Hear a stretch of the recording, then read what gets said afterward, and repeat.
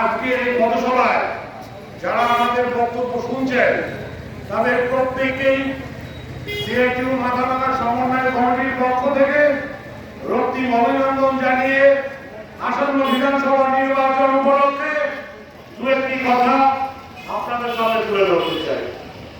বন্ধুগণ, ইতিমধ্যে আপনারা আমাদের পূর্ববর্তী বক্তাদের কাছ থেকে বিস্তারিত কথা শুনেছেন। আমি যে কথাগুলো আপনাদের কাছে তুলে ধরতে চাইছি, 2014 সালের আগে অর্থাৎ স্বাধীনতার আগেও 600 বছর আমাদের ভারতবর্ষ মোগলরা রাজত্ব করেছিল। 200 বছর ব্রিটিশরা ভারতবর্ষ শাসন করেছিল। অথচ সেই সময় আমাদের ভারতবর্ষে হিন্দুরা কোনো বিপদে ছিল না।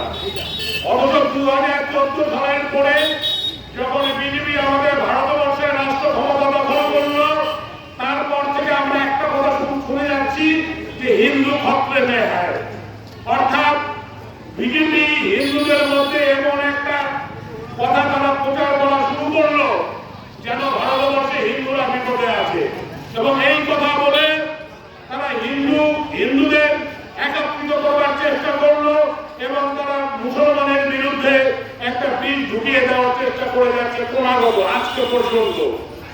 এবং তারা বুঝে গেছে ভারতবর্ষ নানান ধর্ম নানান ভাষাভাষীর দেশ, এখানে হিন্দু মুসলমান খ্রিস্টান জৈন পার্সি দেশি ভাটিয়া এই বিভিন্ন শ্রেণীর বা বিভিন্ন ধর্মের মানুষের মধ্যে যে একতাবদ্ধতা রয়েছে, এই একতাবদ্ধতা যদি আমরা ভেঙে দিতে না পারি তাহলে পরে ভারতবর্ষের বিজেপি রাষ্ট্র ক্ষমতা দখল করতে পারবে না বা ক্ষমতা ভোগ করতে পারবে না।